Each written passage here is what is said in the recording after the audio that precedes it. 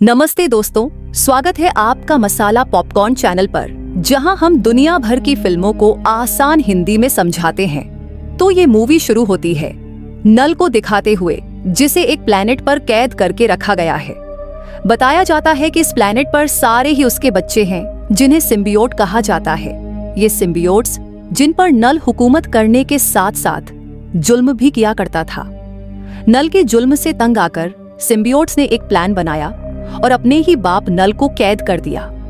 नल अपने आप को इस कैद से आजाद करवाना चाहता है, जिसके लिए उसे कोड एक्स नाम की चीज की जरूरत है, जो कि वेनम और एडी ने मिलकर बनाई है। ये इस वक्त धरती पर है और वेनम एडी की बॉडी के अंदर रहता है। खैर, नल को किसी भी कीमत पर अपनी आजादी चाहिए थी। उसे उस डिवाइस को हासिल करना था, जिसके लिए वो एक प्लान बनाता है और जेनोफैग्स, जो कि बड़ी बड़ी सिम्बियोट जैसी क्रिएचर्स हैं, को पूरे यूनिवर्स में भेज देता है, ताकि वो कोड एक्स को ट्रैक करके नल के लिए हासिल करे।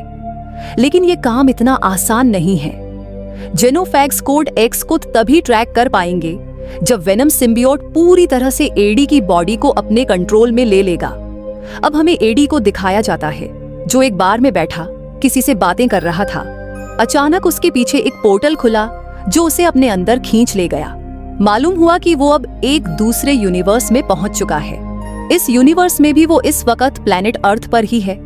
और एक शॉकिंग बात उसे ये पता चली कि पूरी दुनिया उसे और उसके वेनम सिम्बियोट को ढूंढ रही है।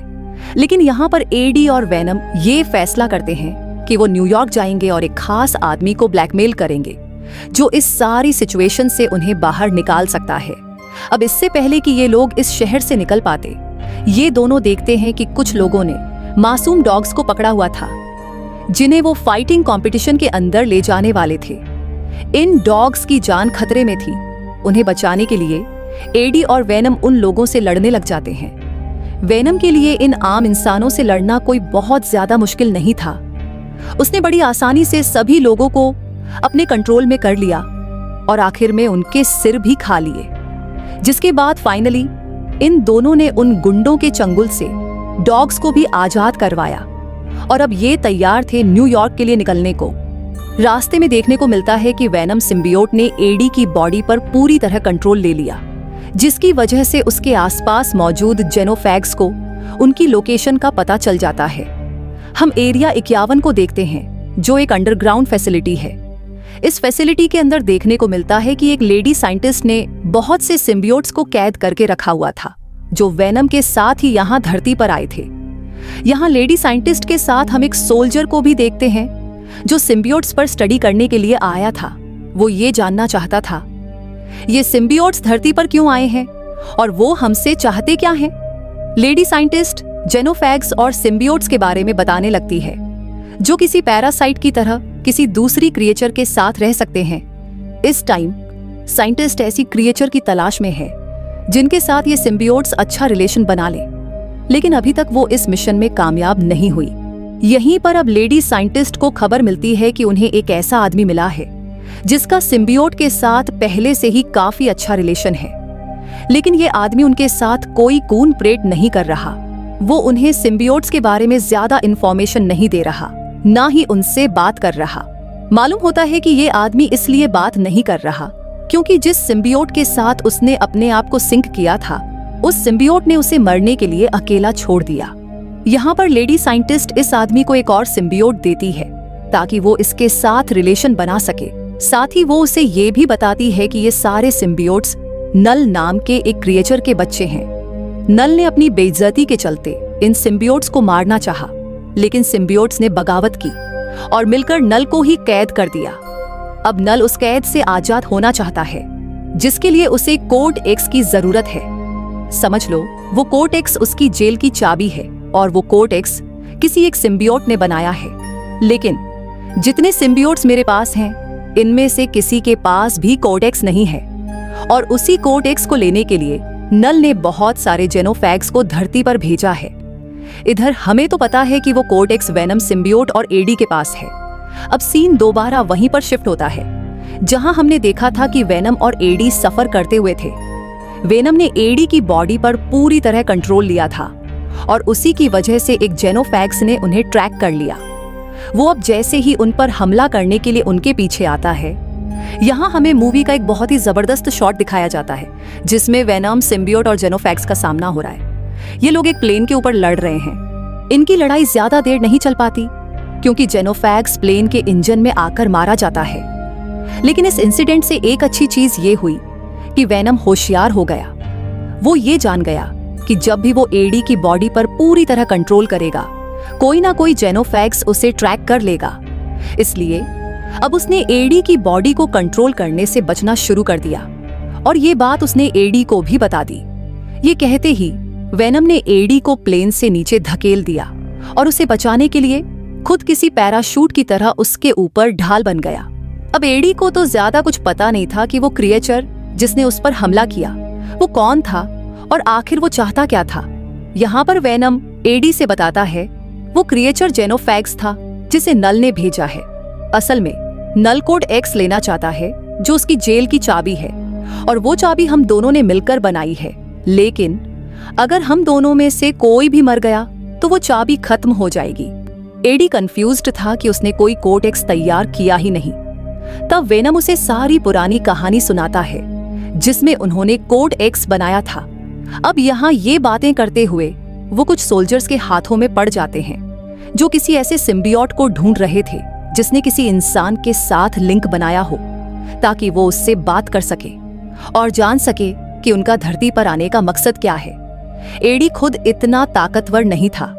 जैसे तैसे करके उसने इन सोल्जर्स से बचने की कोशिश की और अपने आप को बचाने के चक्कर में उसने गलती से एक सोल्जर को भी मार दिया।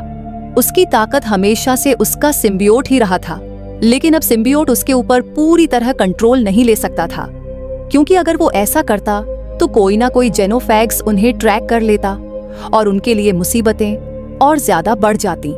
इस कहानी और लड़ाई के चलते हम देखते हैं कि एडी गलती से पानी में गिर गया। तैरने की उसमें ताकत नहीं थी और अगर उसे बचाना था तो वेनम सिम्बियोट को ही कुछ करना था। उसे बचाने के लिए वेनम ने ना चाहते हुए भी एडी की बॉडी पर पूरी तरह कंट्रोल कर लिया।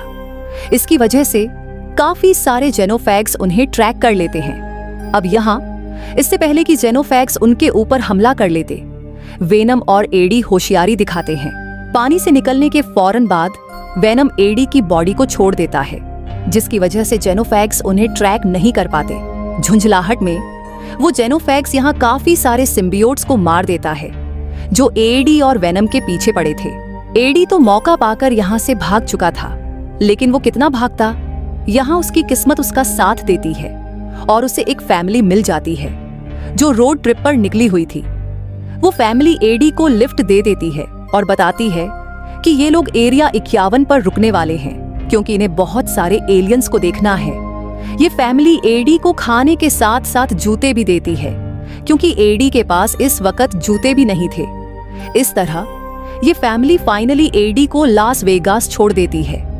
यहाँ पर एडी अपनी एक पुरानी फ्रेंड से मिलता है जो एडी के वेनम वाले रूप से बहुत ज्यादा इम्प्रेस्ड थी। उसे खुश करने के लिए वेनम को एडी की बॉडी पर कंट्रोल लेना पड़ता है, जिसके बाद ये दोनों यहाँ पर डांस करते हैं और इस हैप्पी मोमेंट का नतीजा ये निकलता है कि बहुत सारे जेनोफैक्स उन्हें ट्रैक कर लेते हैं। अब इससे पहले कि यहाँ पर ही लड़ाई शुरू हो, वेनम एक बार फिर अक्लमंदी दिखाता है और एडी की बॉडी को छोड़ देता है जिससे सारे जेनोफैक्स कंफ्यूज हो जाते हैं। एक तो अच्छा काम हो गया, लेकिन मुसीबतें कम होने का नाम नहीं ले रही थी। यहाँ पर मालूम हुआ कि सोल्जर्स ने एडी को देख लिया है। बस फिर क्या था, उनकी पूरी टीम ने एडी को पकड़ लिया। उन्होंने एडी और वेनम को अलग कर दिया। जब एडी की आंख खुली तो वो एरिया 55 के अंदर था। यहाँ एडी के साथ एक और इंसान था जिसे कैद किया गया था और जिसका एक सिम्बियोट के साथ रिलेशन था। वो एडी को बताता है वो सोल्जर पागलों की तरह तुम और वेनम को ढूंढ रहा है। ये खबर तो पहले से ही एडी को थी। यहाँ पर हम देखते हैं कि वो सोल्जर बहुत ज्यादा खुश है क्योंकि एडी और वेनम का रिलेशन अभी तक काफी अच्छा है और उसे एडी की मदद से काफी सारी इंफॉर्मेशन मिल सकती है। वो इस जगह का सारा कंट्रोल अपने हाथ में ले लेता है और यहाँ मौजूद साइंटिस्ट को भी यहाँ से जाने को कहता है। अब उसे एडी से पुराने बदले भी लेने थे। एक तो वो उसके हाथ नहीं लगा था, ऊपर से उसने सोल्जर के कई बंदों को भी मार दिया था। इस बदले के लिए वो एडी को एक बार बाहर निकालकर उसे शूट करने की कोशिश करता है, लेकिन एडी की किस्मत अच्छी थी यहाँ पर, क्योंकि वेनम उसे बचाने के लिए आ गया। लेकिन सवाल ये है कि वेनम को तो इन लोगों ने कैद कर दिया था, तो वो यहाँ आया कैसे? असल में वेनम जानता था कि सोल्जर एडी के साथ कुछ ना कुछ बुरा करेगा। उसका ख्याल रखने के लिए उसने यहाँ साइंटिस्ट के साथ अच्छा बॉन्ड बना लिया था, जिसे सोल्जर इस फैसिलिटी से निकालना चाहता था। बस उसी साइंटिस्ट की मदद से वेनम सिम्बियोट अपनी जेल से आजाद हुआ और उसने अपने एडी को बचा लिया। लेकिन यहाँ सिचुएशन कंट्रोल में आने के बजाय और भी बुरा हो चुका था, क्योंकि एडी को बचाने के लिए वेनम सिम्बियोट ने उसके ऊपर कंट्रोल लिया था और ऐसे में जेनोफैक्स उन्हें ट्रैक करते हुए यहाँ आ गए। अब यहाँ पर मौजूद एक और सिम्बियोट जो ये बात जानता था कि ये जेनोफैक्स नल ने भेजे हैं और वो वेनम से कोड एक्स लेना चाहते हैं, वो इस जेनोफैक्स को रोकता है। वो उससे लड़ता है और वेनम को यहाँ से भागने का मौका देता है, ये कहते हुए तुम चले जाओ और कभी नल को आजाद मत होने देना, नल को कभी कोड एक्स मत देना। अब वेनम जानता था कि ये जेनोफैक्स यहाँ मौजूद इंसानों को भी मार देंगे उसे ढूंढते हुए, इसलिए जाते जाते उसने कहा यहाँ पर मौजूद सारे सिम्बियोट्स को खोल दो ताकि वो आप लोगों से रिलेशन बनाकर जेनोफैक्स से आप लोगों को बचा ले। साइंटिस्ट उसकी बात मान लेती है और सिम्बियोट्स को खोल देती है। ये सिम्बियोट्स बिना वक्त गंवाए काफी सारे इंसानों से बॉन्ड बनाते हुए जेनोफैक्स से लड़ने लग जाते हैं और ऐसे ही यहाँ पर एक धमाकेदार फाइट शुरू हो जाती है। इतने में ही यहाँ पर वो फैमिली पहुंच जाती है जिसने एडी को लिफ्ट दी थी और उसे बताया था कि वो एरिया 55 में एलियंस देखने जाएंगे, लेकिन उन्हें ये नहीं पता था कि वो एक के बजाय इतने सारे एलियंस को देख लेंगे, वो भी खुले हुए। इन एलियंस के बीच होने वाली धुआंधार फाइट को देखकर वो बुरी तरह डर चुके थे, क्योंकि जेनोफैक्स बुरी तरह से सिम्बियोट्स को मार रहे थे और उन्हें हराने की कोशिश कर रहे थे। इस कोशिश को नाकाम करने के लिए जेनोफैक्स अपने बहुत से और साथियों को दूसरी यूनिवर्स से बुला लेता है। सिचुएशन को खराब देखते हुए वेनम सिम्बियोट भी यहाँ जेनोफैक्स से लड़ने के लिए आ गया था, लेकिन जब उसने देखा कि बहुत सारे और जेनोफैक्स भी यहाँ आ चुके हैं और वो सिम्बियोट्स के साथ साथ इंसानों की लाइफ को भी मुश्किल में डाल सकते हैं, तो उसने यहाँ पर एक बहुत ही मुश्किल और बहुत ही इमोशनल फैसला लिया। वेनम सिम्बियोट एडी से कहता है, देखो इन सारे जेनोफैग्स को कंट्रोल करने का सिर्फ एक ही रास्ता है और वो है हम दोनों में से किसी एक की मौत, जिसकी वजह से वो कोड एक्स तबाह हो जाएगा और ये लोग इस दुनिया से चले जाएंगे। एडी इस बात के लिए बिल्कुल तैयार नहीं था, लेकिन वेनम एडी के फैसले का इंतजार नहीं कर सकता था, क्योंकि जिन एक दो जेनोफैग्स को इन्होंने मारा था वो भी अपने आप को रीजनरेट कर रहे थे। इन सभी लोगों को बचाने के लिए और सिचुएशन को संभालने के लिए वेनम अपना एक बड़ा सा रूप दिखाता है और इन सारे जेनोफैग्स को अपने में समेट लेता है। फिर वो एक मशीन की तरफ बढ़ने लगता है जो हाई टेम्परेचर की मदद से एलियंस को मारने के लिए बनाई गई थी।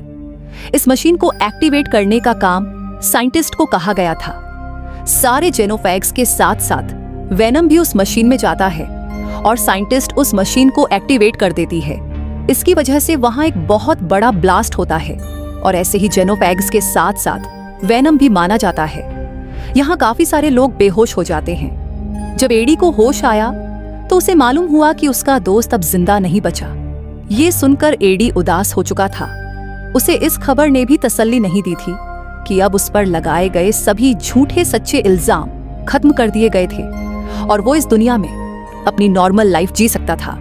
अब यहाँ से सीन शिफ्ट होकर हमें मूवी के ठीक लास्ट में दोबारा नल को दिखाया जाता है, जो बहुत ही सख्त गुस्से में है क्योंकि उसका कोड एक्स तबाह हो चुका है और उसके यहाँ से निकलने के चांसेस तकरीबन खत्म हो गए हैं। इस चीज ने उसके अंदर बदले की आग को और भड़का दिया है। अब नल आगे क्या करेगा, इसी चीज को सस्पेंस में रखते हुए ये कहानी यहाँ खत्म हो जाती है।